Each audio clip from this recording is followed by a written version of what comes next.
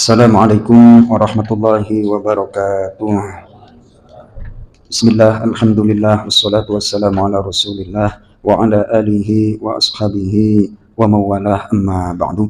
Jemaah salat maghrib Masjid Nurul Ikhlas rahimakumullah.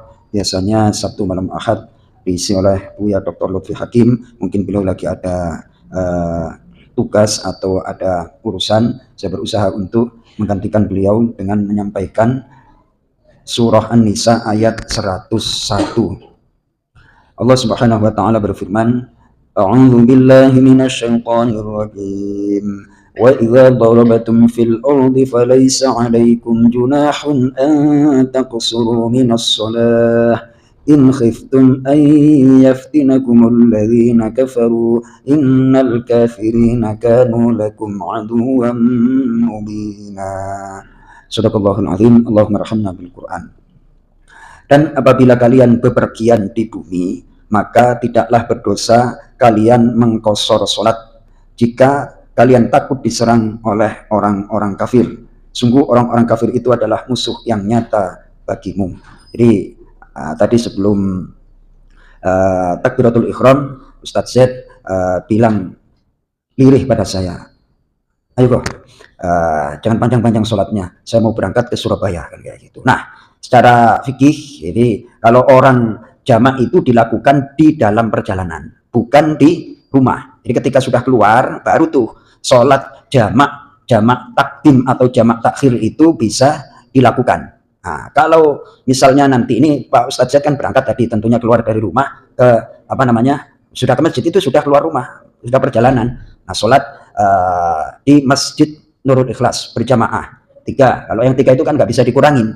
Kalau yang 4 itu bisa dikosor menjadi 2. Terus Pak Ustadz Z tadi langsung berdiri 2 rakaat. Saya kira tadi melakukan jamak takdim. Jadi digabungkan antara maghrib dan isya, digabungkan di awal waktu, namanya jamak takdim. Nah, nanti ketika dia kembali ke rumah, sebelum nyampe rumah kalau mau jamak takhir, jamak yang dilakukan di akhir waktu, misalnya maghrib dan isya dilaksanakan pada waktu isya. Nah, itu belum sampai rumah harus dilaksanakan, jangan dilaksanakan di rumah. Namanya adalah sholat musafir. Ya, Allahu fitini min haraj, ma ja'alallahu lakum fitini. Kalian dalam urusan agama itu kesempitan, ada aja jalan keluarnya. Kalau belum kayak, mohon maaf nih, kayak orang tua kita Pak Dr. Bambang, Pak Cina Iman, beliau sudah agak punya keterbatasan. Sholat kalau nggak bisa berdiri bagaimana? Ya sambil duduk. Kan tidak ada yang susah, nggak ada yang sulit. Laksanakan sesuai kemampuan. Nah, dari sini betapa Allah itu memberikan kemudahan bagi hambanya yang beriman, bagi hambanya yang ingin melaksanakan ibadah dalam keadaan apapun masih bisa beribadah. Bukan ibadahnya yang sulit, tapi manusianya yang bergele, Mas Toto. Betul.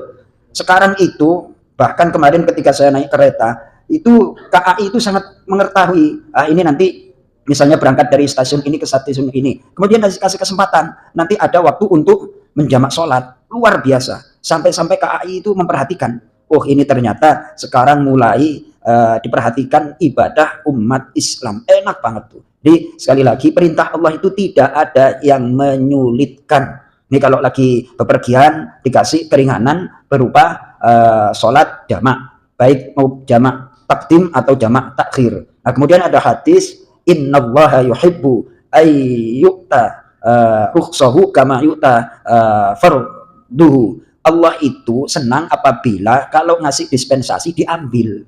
Sebagaimana Allah senang wajibnya itu dilaksanakan. Kalau ada dispensasi diambil. Nah, berkenaan dengan dikasih dispensasi, ini ada hadis, ini agak melebar sedikit. Ada 3 hal yang apabila diberi itu nggak boleh ditolak. 1, susu. Nggak boleh ditolak. Kalau kita dikasih susu diambil. Itu hadis Rasulullah SAW. Yang kedua, bantal. Dikasih apa? Dikasih bantal. Misalnya agak capek terus dikasih bantal. Cukup. Oh, nggak boleh. Diterima aja, dipinjemi. Yang ketiga adalah dikasih minyak wangi. Kalau mau diolesin itu jangan terima aja. Itu tanda-tanda orang ngerti hadis dan enggak. Kalau dikasih minyak wangi cukup. Oh, berarti nggak ngerti hadis. Jadi kalau mau diolesin minyak wangi nggak boleh nolak.